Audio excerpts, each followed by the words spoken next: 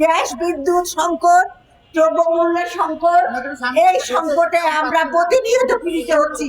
কিন্তু যেখানে আমাদের জীবন বিপন্ন, যেখানে আমাদের জীবনের অস্তিত্ব শেষ হয়ে যাচ্ছে, সেখানে গ্যাস বিদ্যুতের কথা শুনে মনে আমার তো কোনো লাভ হবে না। সেই জন্য বোঝাটার কথা আমাকে আগে বলতে হচ্ছে, শাকের আটির কথাটা আমাদের পাশাপাশি বলছি। আপনারা দেখেছেন আমাদের এই তালিকা থেকে, যে তালিকা আপনাদের হাতে দেওয়া হয়েছে, যে গত 6 মাসে 83 জন নারী হত্যা করা হয়েছে। তার মধ্যে 66 জন ধর্ষণের এবং বাকি হচ্ছে হত্যার কারণে হত্যা। এবং এই হত্যার কারণ কি? আপনার ভাইয়ে ভাইয়ে জমিতে জমিতে মামলা, হত্যা হয়ে গেল। আপনাদের পারস্পরিক রেষারেষি, মেয়েটাকে খুন করে ফেললেন। আপনাদের নিশ্চয়ই মনে আছে চট্টগ্রামে সেই ছোট্ট মেয়েটার কথা, যাকে গলায় যুদ্ধ অবস্থায় অস্থির করা হয়েছিল। এই যে আজকে আমরা যেটা দেখতে পাচ্ছি, যে হত্যা শুধু হত্যা না, আমাদের বন্ধু সিরাজুল ইসলাম বলে গেলেন যে আমরা এখানে 14টা পত্রিকার বিবরণ দিয়েছি। পত্রিকা আছে 1493টা। তাহলে আরো হাজারেরও বেশি পত্রিকার খবর যদি আমরা পেতাম, তাহলে কি দেখতাম? যে আজকে বাংলাদেশে নারীরা যে বেঁচে আছে, এটাই ভুলে যাওয়া স্বাভাবিক। সরকার ওদের মনে করছে যে নারীদের বেঁচে থাকার কোনো অধিকার নাই। আমরা দেখছি যে সেরকমই একটা অবস্থার দিকে যাচ্ছে। শুধু ধর্ষণ তো শুধু না, একটা দুইটা ধর্ষণের বিচার করে কি আমরা এই বিচারকে আগাতে পারবো? আমরা দেখছি শুধু আমাদের লিগাল অ্যাডভোকেসি ডাইরেক্টর বলেছেন যে হত্যা শুধু হচ্ছে না, হত্যার ধরন, হত্যার নৃশংসতা, এইটারও কোনো নির্দিষ্ট সীমারেখা নাই। এটা বিস্তৃত হচ্ছে, এটা নানা ধরনের হচ্ছে, এটা ভয়াবহ হচ্ছে, এটা দেখা যাচ্ছে না, এটা শোনা যাচ্ছে না। এটার কারণ কি, সেটা আমাদের আজকে ভালো করে বুঝতে হবে। আমি প্রথমে যেটা বলতে চাই, যে এখন বাংলাদেশে ভাষার যে পরিবর্তন হয়েছে, রাজনৈতিক বক্তৃতার ভাষা বলেন, মাধ্যমে মানে আপনারা দেখে সোশ্যাল মিডিয়া বলেন, সোশ্যাল মিডিয়ার ভাষা বলেন, যত খারাপ কথা আপনি বলতে পারবেন আপনি তত করে নেন। আপনারা দেখেছেন যে সবচেয়ে খারাপ কথা যিনি বলেছিলেন, তাকে আমরা জাতীয় অভিযোগ বলেছি। সবচেয়ে বেশি খারাপ কিছু যদি বলবেন, তিনি একটা সবচেয়ে বড় মেন্টার। শুধু কথা না, অঙ্গ ভঙ্গি, আমরা যাকে বডি ল্যাঙ্গুয়েজ বলি, সবকিছু দিয়ে দিয়ে যত বেশি অশ্লীলতা প্রকাশ করতে পারবেন, সেই ভাষা সবচেয়ে বড় গণ্যমান্য ব্যক্তি হয়ে দাঁড়াবে। এরকম এইটাকে কিন্তু আমরা নিয়ন্ত্রণ করার চেষ্টা করছি না। এটাকে কে নিয়ন্ত্রণ করবে? আমার ভাই বললেন যে আসেন আমরা গণ উন্নয়ন কর্মীরা, গণমাধ্যম সকলে একত্রিত হয়ে ভারত শেষ করি। রাষ্ট্র যদি উদ্যোগ নেয় না, এটা কি করা সম্ভব? রাষ্ট্র যদি আজকে গণযোগাযোগ মাধ্যমে যে অশ্লীল ভাষা বেরোচ্ছে, সেই ভাষা পরিবর্তন না করে, রাজনীতিবিদরা যদি সচেতন না করে। আমি এখানে দাঁড়িয়ে দাঁড়িয়ে দেখলাম, আমার ভাই সিরাজুল ইসলাম যখন বলাৎকারের কথা বললেন, তখন 2-3টা পত্রিকার লোক আস্তে করে চলে গেলেন।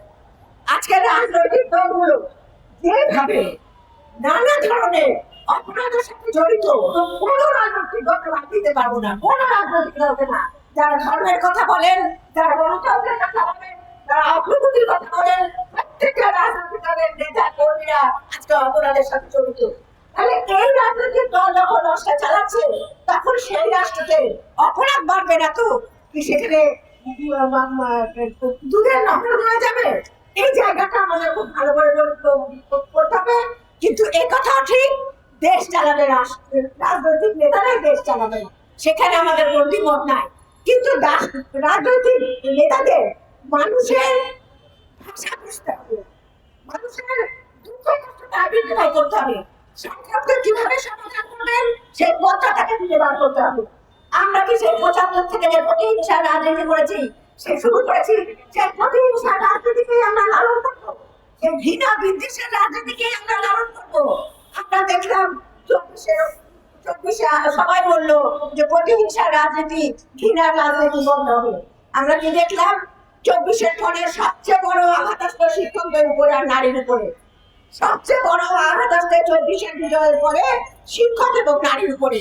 দলে দলে শিক্ষকদের মালায় গলা, জুতায় গলা মারত, জুতার গলা গড়া করিয়ে বেগম রোকেয়ার মুখে কালি লেপন করে শিক্ষাকে শেষ করার জন্য, নারীকে ভয় দেখিয়ে ঘরে বন্ধ করার জন্য তুলতে দেওয়া হলো 24-এর পরে। সেখানে তখন রাষ্ট্র কোনো পদক্ষেপ নিল না। আমরা তো সংসদে কোনোদিন শুনলাম না যে রাষ্ট্র সংসদে নারী সংসদের বিরুদ্ধে কোনো কথা বলছেন। আমাদের দু একজন নারী সংসদ বলার চেষ্টা করেছিলেন, কিন্তু মূল রাজনৈতিক দল থেকে, মূল জায়গা থেকে তো কোনো কথা আসছে না। কাজেই আজকে আমাদের স্বাধীন বাংলাদেশে আমরা নারী স্বপ্ন দেখেছিলাম এবং আমাদের বেশি অগ্রগতি হয়েছে। আমরা সব জায়গায় আমাদের যোগ্যতা প্রমাণ করেছি।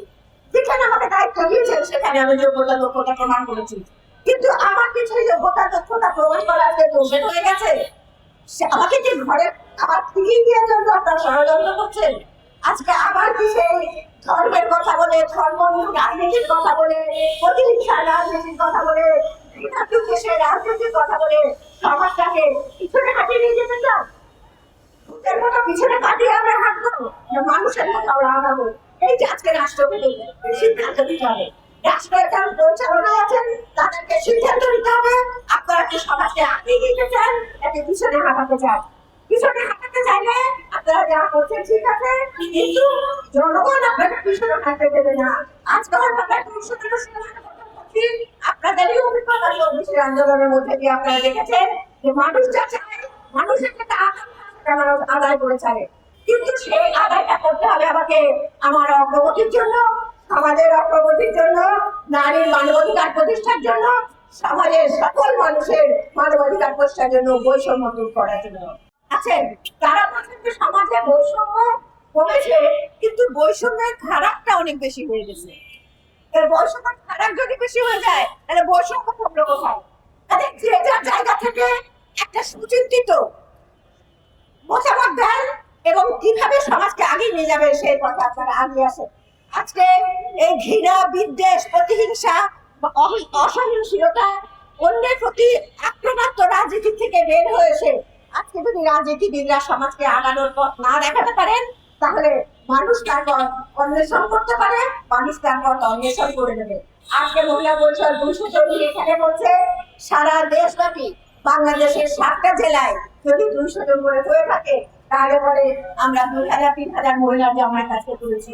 এখানে আমাদের জন্য নারীর ভয় পেয়ে ঘরে ঢোকাতে চাইলেও নারীর ভয় পেয়ে ঘরে ঢুকবে না, তার অধিকার আদায় করে নেবে।